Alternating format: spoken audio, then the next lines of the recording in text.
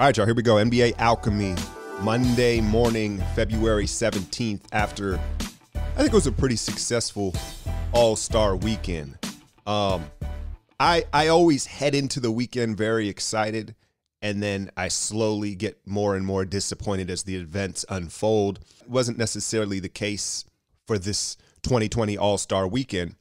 In the past, I'd also done a live stream, and I was like, you know what, man, like I just sit there and shit on the event. Let me just gather my thoughts and give you an episode post, my post thoughts. I thought it would be cleaner and frankly more entertaining, and so that's what I'm doing here on this Monday morning. I'm going to do it in chronological order here. The celebrity game Friday evening is what kicks things off, and years ago I really looked forward to it, and I felt like there were more A-list celebrities, if you will, in the event. And now it's just become full of D-list celebrities and people trying to promote things. I didn't really know any of these dudes, right? I think the way to go about the celebrity thing, here's what I'd love to see them do. Go get a bunch of social media hoopers, whether that be like trainers like DJ Sackman or one of these guys. What about the kid, that Are You Nice kid with the impersonations? Now I know they've had B. Dot in the past, but who did they have? Quavo and Drake. Look, I don't know if you've seen the little snippets of them on Instagram, like hooping. That's some fake shit. Like if you peep the defensive intensity of the guys guarding them, they're literally just standing there and letting them get their shit off. So, you know, I couldn't stick with the celebrity game. I think probably the biggest name there was Chance. And you know what I realized? Like I'd never seen Chance without a hat on. Holy Jesus. What is that? What the fuck is that? Nah, but he's got one of the mongoloid melons, boy. So I see why he stays with a hat on. I felt like he wanted to keep the hat on during the game, but that wasn't going to work out. He could go with the do-rag. But so an hour or so after the celebrity game starts, you have the rookie sophomore / World USA game. And you know, I got to be honest, when I saw Zion out there, I was like, man, I'm nervous for this dude. If I were the Pelicans, like, you can't tell the, 19, 20-year-old kid, hey, you can't participate All-Star Weekend, but you almost want to tell him that. And they had Zion's trainer sitting next to him on the bench. I'm sure he was on a minutes restriction, or they talked to whoever was coaching those games, like, look, man, Zion's doing like 15 minutes. That's it.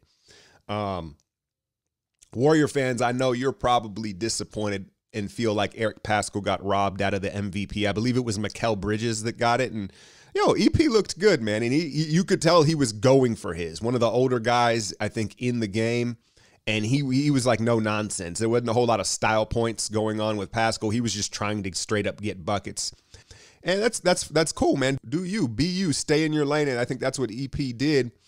But, I don't feel no type of way that he got robbed out of it. There is a ton of politics that goes into not only just who's playing in these, but like who they want to give the award to, and a lot of campaigning with the team. It just there's a whole lot of stuff behind the scenes.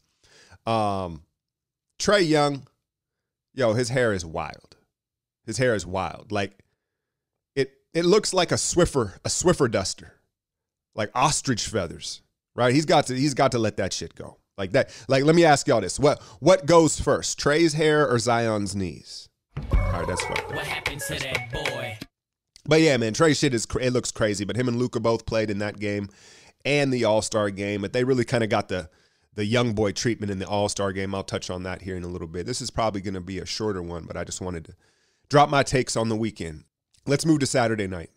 The first thing, I'm not even going to talk about the skills challenge. I just did, but I'm not going to talk about it. I'm going to jump to the three-point thing. The thing that annoyed me about the three-point competition, imagine this: if you're a shooter, it doesn't matter what level, there's a dude in the arena, like a hype man. I don't know if y'all noticed this, announcing the shots. Oh, he's just hit 2. He's got to get hot. He just hit another one. This is a big one. Like that would annoy the shit out of me. And I guess, they were trying to, the crowd was very subdued, honestly, the whole weekend. I'm just, I don't know if it was the air was thick with the Kobe and Gianna stuff or what, but the crowd didn't really get hyped all weekend, in my opinion. Now, I don't know how many of y'all are sick of Dwayne Wade. I'm sick of Dwayne Wade. I'm really sick of his agendas and him just being everywhere. Man, call me a hater. It is what it is. I'm just telling you what it is. And during the 3-point competition, he kept talking about, oh, these dudes, they don't shoot with their legs. They don't shoot with their legs.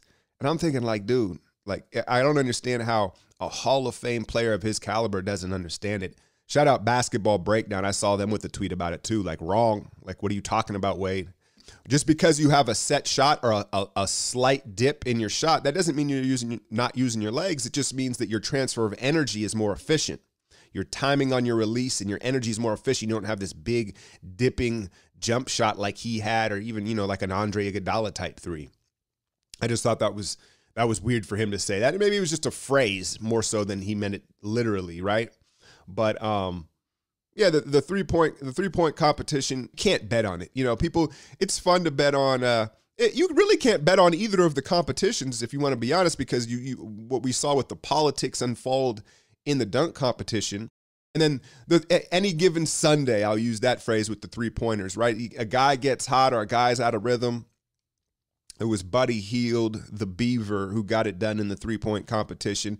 Just knocked out Devin Booker, I believe, with like a 27 piece. Now, the scores, just like everything in today's era of basketball, the scores are being inflated. They added, was it a Mountain Dew ball in between the racks at the elbow that added 6 points essentially to the total score because each ball was worth 3.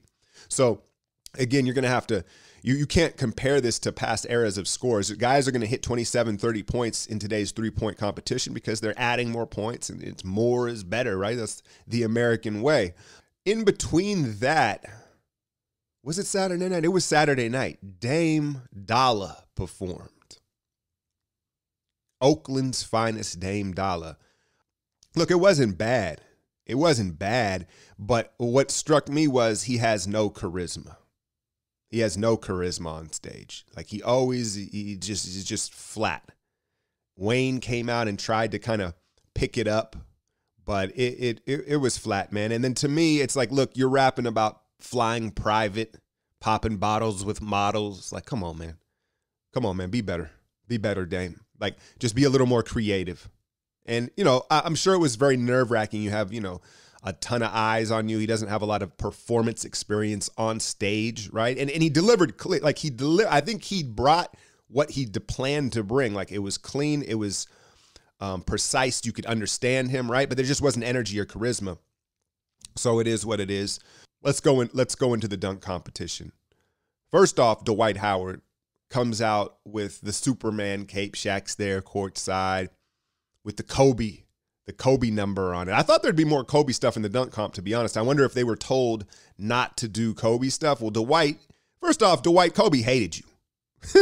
I mean, let's be real here. Like, I don't, you know, maybe they squashed it, but it was like, man, Dwight, chill out. But you know what Dwight was? He was kind of like the sacrificial lamb in this. He was truly doing it for fun, where I think the other guys had much more aspirations of winning this thing. And I think that the young dudes, they're misplaying how to handle this. If you want the crowd reaction, and it's like a joke, you got to set up the joke properly. You got to deliver it. You got to sell it right. And the dunks, they're not selling it. They're not setting them up right. If you really want to get a rise, they're overselling it essentially. They need to come out like they're Kawhi, like they just woke up out of a nap. There's no one in the arena. Go out and just yak and pull off whatever you're gonna pull off, and then it'll just be stunning and shocking, right? Oh my God! Like he looked like he was a zombie, and then he just windmill 360'd, right? But instead, they bring out all these props. They raise the roof. They pump up the crowd. They put on all these antics and all this show before the actual dunk. Yeah, it was a dump. Some of these were dumps, but some of the dunks. Right? And then they proceed to miss it 2 or 3 times. And that just kills the performance element of it. You have to understand, go for something you can knock down right away. You can get it down on, you know, you're hitting it at an 80, 90% clip. And don't oversell it. Don't hype it. Hype it after you do it. Get the crowd up and hype after the dunk, not before. That's one of my problems with it. Second, This TikTok shit is just out of control, bro. It's fucking out of control. Like that I didn't like that at all. Like, I get the marketing aspect of it. That's fine. It fits, the platform fits perfect for NBA highlights. Like, do your thing. But to bring them out, it had nothing to do with the dunk. To bring them out and dance like that. And it's not a dance. That's what you know what TikTok is? It is a bunch of white girls doing a broke ass version of the Macarena to see how much their titties can jiggle. Go get the strap. That's what it is. That's what it is, man. But anyway, if you're gonna bring out props, at least have it to do with something. It was too much. But here's my ultimate takeaway. We could, controversial thing that D Wade let Derrick Jones Jr. win. He slipped Aaron Gordon a 9 there at the end, and how could he not win with 4 50s in a row? I'm not even going to get into that. I want to talk about how we make this thing better. One, I talked about understand how to sell your dunk. Sell it after. Shock the crowd. Don't build it up only to disappoint us. That's one. The second thing is the jig is up as far as dunking over people. The jig is up. Look, you see how they take the ball and they hold it on the back of their necks and they put their neck down. And so when the guy leaps, I don't care if it's taco fall or spud web you're jumping over, you press off the top of the ball and you catapult yourself over them. But here's the thing. It doesn't look good. It's about how it looks. It's not about on paper. Like if I'm telling you right now, hey, Aaron Gordon fucking dunked over Taco Fall, who's 7'6", right? Me telling you that sounds fucking amazing. But go watch it. It didn't look amazing. It didn't look dope at all. We're losing the artistic style of these dunks by these on-paper dunks. So get rid of the dunking over people. Get rid of the props, because that's the difference. You go back to the glory days of the dunk competition. I don't think we're ever going to get superstars back in it. We throw that out the window. But what we can do is go back to the style and creativity of the dunk, because it's not necessarily about jumping from the free throw line or how high you got. It's about your personal swag on the dunk. Sean Kemp, Jordan, Neek, Jay Rich, they all had a distinct style of dunking. And it wasn't about, oh, he jumped over this guy or he brought out this prop. They had their own flavor, their own sauce, right? Sean Kemp was so dexterous for a 6'10" dude, the way he could contort his body, right? Jordan glided. It was like he paused in the air. Neek just had power. You felt like he was going to pull the rim off, right? And he would just explode so vertically. He didn't like travel distances. It was just straight up and down with power. And when you add these props and you add jumping over things, now the priority for the dunker is just simply to jump over the guy. And it really robs them of their unique style of their dunks. Like they all look the same, right? It all looked the same out there. And so I think just go back to the basics and just bring back uniqueness, unique style and flavor to a guy's dunk. And that let that determine who has the best sauce and dunks. All right, on to last night, Sunday's All-Star game. I put out a tweet. It's like, all right, I can't do this live. Like during the pregame, it turned on at 6 o'clock. By 6:25, 6:30, I'm like, all right, I'm just gonna. Plus, I had to go play in this hoop leagues I'm playing in on Sunday nights. Got our teeth kicked in last night, but I'm like, all right, I'm going to DVR this, man. I can't go through the commercials and all this pregame, how many stuff there was. And look, the Common thing was dope. I'm not going to front. Like, Common did his thing, but it was too long. It was too long. And then Shaka Khan, like, it wasn't Fergie bad. It wasn't Fergie bad. But to me, when you're singing the national anthem, don't make it about you. Don't like put so much of your own, just as I got done talking about making, the dunk thing. It's like the opposite of the dunk thing. When you're singing the anthem, just respect the anthem and do the song. Don't put so much extra twist and zip on it. That's my personal opinion about it. Now, on to the All-Star game. I'm going to fast forward to the fourth quarter. I think we all can agree that they're on to something with the format change, right? Kyle Lowry. Why are you here? If someone doesn't get that booty digging, thumb sucking, chunky ass, look, man, he was in the fourth quarter flopping and trying to take charges on people, man. And you could say, oh, well, the game was intense. That's his. It's actually fitting because it is Kyle Lowry's attribute, right? Like Kyle Lowry was out there playing like Kyle Lowry in the fourth quarter. But I didn't enjoy it. And I don't think any of the players liked him trying to step in front of them as they were heading down court or whatever they were trying to do. And so that's fine. You're an all-star. This is your last run at it. And so I just didn't think he needed to be in there in the fourth. And I thought both Trey and Luka, who, by the way, were voted in as starters, only played like 17 or 18 minutes. You know, they got the rookie freshman treatment, right? They're the young bucks coming up. And so instead of those two down the stretch, it was Chris Paul and Kyle Lowry. Now, Chris Paul, man, I got to give him credit. He had the alley-oop two-handed dunk, but he just looks really good. He looks like he is going to be able to contribute and play for another season or two, another 2 seasons, let's say. And for a guy that, you know, is maybe 6 foot tall and the hamstring injuries, it's a credit to his work ethic and dedication, his love of the game. Because if you don't truly love the game at his age and considering all that he's achieved, you're not putting in the work to stay this healthy and look this good. It's also a testament just to his IQ and skill level. And y'all know I don't like Chris Paul, but I have to shout him out for that. But Lowry, man, come on, man. Just the flailing, like, when does it stop, bro? When does it stop? But in that fourth quarter, you know, the East, or I shouldn't say the East, Team Giannis, they really just didn't have any shot makers in there. I really thought Trae Young should have been in there. You had Siakam, Giannis, Embiid. I guess you could consider Kemba a shot maker, and Lowry, but not really, right? Like they're, you know, not with A1 athlete, big athletes on the floor. They were having trouble getting their shot off, and that was ultimately what cost them. And you saw Giannis kind of disappear in that fourth quarter, right? When the lane got clogged up and you had all these big athletes on the floor. And I know if you're a Milwaukee fan, you're like, oh, so what? It's an all-star game. But you can't deny it. It looked like the Eastern Conference Finals in the fourth quarter for Giannis, where he just like, they neutralized him. That's got to be a concern. That's what it's going to look like again come playoff time, man. From Team LeBron's side, again, I thought we should have seen more Luka, and especially instead of Harden out there, who Harden always plays trash in these. I don't know if you've noticed. And didn't he like pass up a layup to win the game too? I feel like he had a layup there, and he shot like something like 3 of 12 or something. He isn't able to dribble the ball and do his rhythm 14 dribble thing, and so he's not as effective. Brandon Ingram played only 9 minutes in the game. That was a game low, and you just don't know with some of these things.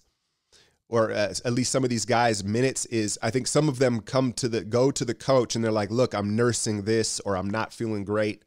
Let me just get a couple of minutes, whether it's that or the dude just kind of got the cold shoulder. But it's usually how it goes. The vets, the guys on their way out, like I said, Paul and Lowry, this is probably their last hurrah as an all-star. So they're going to get that nod late. Now, also, I think you've heard a lot of people say, even the players complain, like, look, man, you can't end the game on free throws, right? That was very anticlimactic with Anthony Davis at the free throw line. LeBron tried to end it from like 30 feet, right? He tried to end it from the logo a couple times. Again, Harden passing that shit away. But, you know, here's the thing. If you take away free throws at the end, then it's going to turn into LA Fitness in there real quick, right? It's going to turn into LA Fitness where guys are just hammering you on point game, right? When it's point game, and there's no referees, no fouls, they're just grabbing you up. Like you gotta find a way to get open and get up a shot. So that would be the problem if you take away those free throws late. But I was confused like everybody else with the point totaling at the end and the total point. I'm like, wait, what? Right? But I think they figured it out. We got the intensity we wanted, but at some point, someone is going to get hurt, and then guys are going to take their foot off the pedal. I'm not saying, like, obviously it didn't happen this year. Thank God for Kyle Lowry. I thought he was going to chip somebody up, to be honest with you. And it may not happen next year, but in the next 2 or 3 years, they continue with this format, and it's super intense. Someone's going to roll an ankle or something's going to happen, break a thumb on a backboard or rim or whatever, and then all of a sudden everybody's going to be like, yo, I ain't trying to do that. We need to chill. We need to fall back, right? I also do wonder if the intensity level was a little bit higher because of Kobe, and just like guys playing for Kobe on this one, and it being like the first time they did this, right? Will they start to ease off again when someone gets chipped up? Because it will happen. I mean, the way Giannis and LeBron, they had a couple collisions obviously there was that block, from Giannis, but they had it. There was some collisions in the air at the rim. Russ, I think in the beginning of the fourth, just went 100 miles per hour into Embiid. I was like, good God. Like if you're a fan of any of these teams, you had to have been a little bit nervous out there. And then you had Kawhi out there who wasn't even fucking sweating. Right? But I thought LeBron probably should have won MVP. If you look at the numbers, they weren't too far off, and he just kind of controlled the whole fourth quarter. Like, he ran the show. Like Kawhi, again, he was barely sweating, and he hit 8 threes. That's really what got his numbers, and it's efficient. It was nice. I think if you're a Clipper fan, though, like, do you feel good seeing, like, that Kawhi can dial in and seem to just play a little harder than he has in the regular season, to be honest with you? Or does that annoy you that he's like, yo, why aren't you doing this a little more often in the regular season? I think most people probably understood that that's Kawhi at this point, right? He has an off and on switch, or he flips the switch and he can do it. As long as you can do it, right? As long as you can do it. But overall, yeah, man, I thought it was dope. I enjoyed that fourth quarter. I think that Saturday night needs to be reworked. And then again, if you're going to have a celebrity game, let's just make it social media people that hoop. Because I think it really does have the potential to maybe be the best game of the weekend. If you have like these trainers and these hoopers, these impersonators, guys that really hoop and go out and do that, put these kids in there, and I think it'd be a lot more entertaining. I'll leave you with my closing thoughts for you Warrior fans. I can't front, man. I'm a little nervous. I do not love the Splash Brothers kind of splashing all over social media. If you saw the Steph Aisha picture, Clay's been going really ham with his girl. And look, I know a lot of people are going to go, oh, that's love. There's nothing wrong with the affection and doing this and that. That's fine. It's not a big deal. But it feels a little bit out of pocket, a little bit off brand for both of them, to be honest with you, at this stage in their career as well. And I think it's a clear sign that both Steph and Clay missed the spotlight a little bit. It's only natural, right? They've been the guys in the spotlight the last 5 seasons, and now, they've kind of been forgotten about. And I think some of that post, especially Steph, was because most people initially you're like, Aisha's thirsty, man. She just, whatever. I think it probably was a little more of Steph letting everybody know, like, hey, I'm coming. I'm coming. Pause. Hey, I'm coming. But no, they missed the limelight a little bit, and it's only natural. But, I just hope that, I don't know. I hope that once they're back on the court, they get back to just being who they are, and they don't continue this trend on social media when they're back playing. Yeah, man, I think that's it. A quick little, 20-minute pod here. Got a couple days off. Check me out on Rumble, RUMBL, the app, for daily takes. Quick little daily takes from your boy. And then we got 5 more games, according to my math, Warrior fans, until Steph Curry is back on the court. If March 1st is that date that we keep hearing about, there's only 5 more games. We got Houston on Thursday. We play the Pelicans. So there's some fun matchups in there. And then March 1st is right around the corner. So I appreciate y'all as always. I'm out, y'all. But I wanted to do hood rat stuff for my friend. Well, you're sorry, hug with me. It doesn't matter what your name is.